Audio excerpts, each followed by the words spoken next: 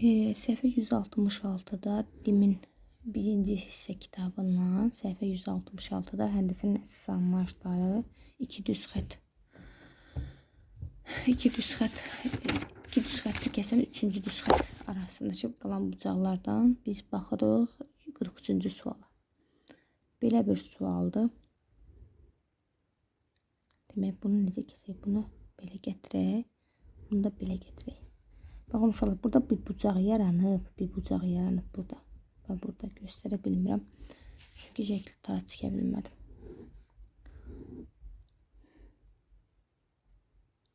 Biraz belə gətirək. Hə. İndi oldu.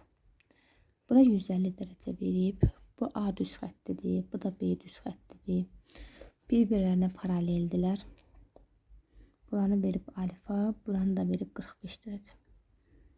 Gəlin baxaq, görək alfa nəyə bərabərdir. Yenə 45 dərəcə verməyib buranı 450 yoxdur. Yenə bunları mən uzadıram. Baxın, bu xəttləri uzatdım. Bura 45 dərəcədirsə, bu da daxili bir tərəfli bucaqdır. Baxın, bu 3-cü düz xətt kəsir. Bura 45-dirsə, bura 45-dir. Amma bura neçədir? Bura 135-dir. Yəni, cəmləri 180 dərəcədir. Bu bucaqla bu bucaq daxili bir tərəfli bucaqlar olduğuna görə daxili bir tərəfli bucaqların cəmləri 180 dərəcədir. Bura 150-dir. Bu da onun qonşusu olduğuna görə 30 dərəcədir. 3 bucağın nə demişik? Demişik ki, 3 bucağın daxili bucaqlarının cəmi 180 dərəcədir. Yəni, 135 üstə 30. Bunu da bilmirik. Yəni, üstə x bərabərdir 180 dərəcə. X buradan bərabərdir 180 çıxılsın. 135-in üstə 30 gələndə 165 eləyir. Çıxılsın. 15 dərəcə. Demək, bura 15 dərəcədir. Bura 15 dərəcədirsə, bu da onun qonşusudur da alfa. Alfa nəyə bərabər olacaq? 180 çıxılsın 15, yəni 165 dərəcə. Alfa oldu 165 dərəcə. Bir də A. A yox, əstəğfurullah, B. Alfa bərabərdir 165 dərəcə. 2-yə baxaq. 2-də də yenə eyni vəziyyətdir.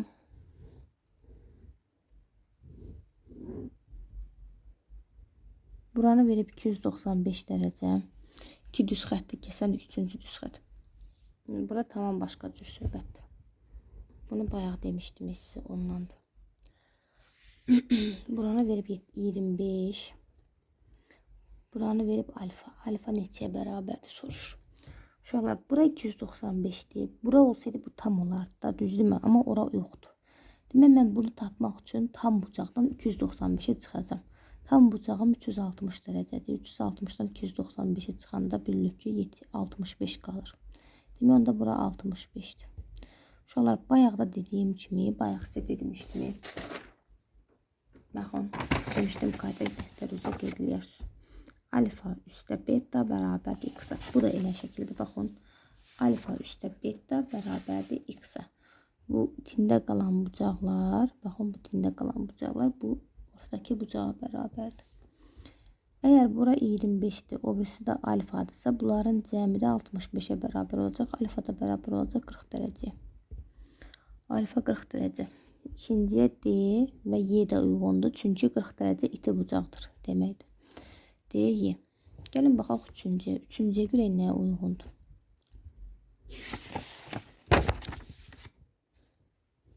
Üçüncüdə də belə yenə 2 düz xəttdir.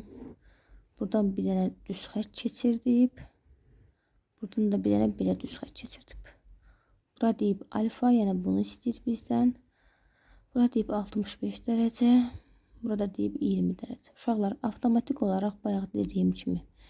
Yəni, bura 20-dirsə, bura 45 olmalıdır.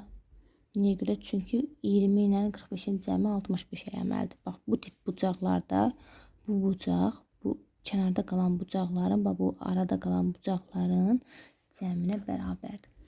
Uşaqlar, bura 45-dirsə, burada 45-dir. Bu da 45-in qonşusu olduğuna görə 180 çıxılsın 45, yəni 135 olacaq. Üçüncüyə də A bəndə. 43-ü də izah elədik. 44-ü evə verirəm. 44-ü özünüz işləyin. 45-ci sual. Axırıncı suala baxaq. 45-ci sualda nə deyir? 45-ci sualda deyir ki,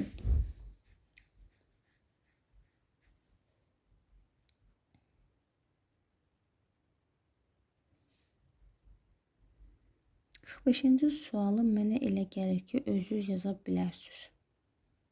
Mənə elə gəlir ki, özünüz yaza bilərsiniz. 45-ci sualda evə verirəm. Onun çünki özünüz yaza bilərsiniz. Yəni yaza bilərsiniz. Yaza bilmək ixtiyarınız.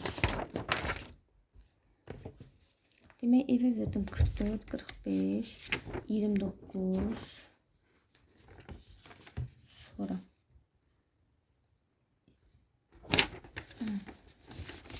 gəlin 46-ya baxaq. Şuraya 46-da vəziyyət nədir? 46-da da eyni tipli sualdır. Baxın, bura betadır, bura alfadır. Bunlar bilirəm ki, daxili bir tərəflidir. Alfa üstə beta bərabərdir 180 dərəcə. Digər tərəfdən də verib ki, beta çıxasın. Alfa bərabərdir 40 dərəcə olarsa alfanı tapın. Uşaqlar, bunları toplayıram. Topladım. Beta üstə beta 2 beta. Müsbət alfa üstə mənfi alfa bu olur 0. Bərabərdir 140. Beta nəyə bərabər oldu? 70-ə. Beta 70-dirsə alfada 110 olacaq. 46-da 110. Gəlin elə 45-ə də baxaq. Buralara baxmışam. 45-ə də baxaq. Heç nə qalmasın bizdə.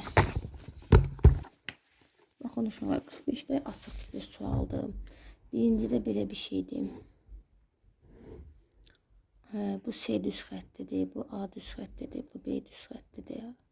İki paralel düz xətti kəsən üçüncü düz xətt arasında qalan beta və alfa bucaqları verib. Deyir ki, bunlara uyğunluğu müəyyən edin. Uşaqlar, alfa ilə beta burada nədir? Daxili, görürsünüz xəttin içində qalıb. Daxili nə? Bir tərəfli. Çarpaz deyirlər ki, bunlar bir tərəflidir. Yəni, birə A uyğundur. Digər tərəfdən də mən bilirəm ki, burada daxili bir tərəfli bucaqların cəmi 180 dərəcədir. D də uyğundur. İkinciyə baxaq. İkincidə iki düz xətdir. İki düz xətti kəsən alfa və beta. Alfa və beta üçün nə deyə bilərik? Alfa və beta qarşılıqlı bucaqlardır. C bəndi. Üçüncüdə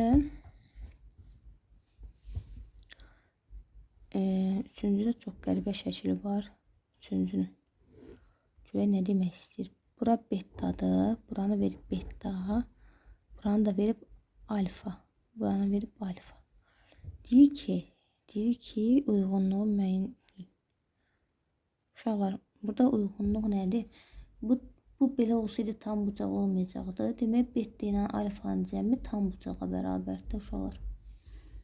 Cavab D bəndi. Bu da belə.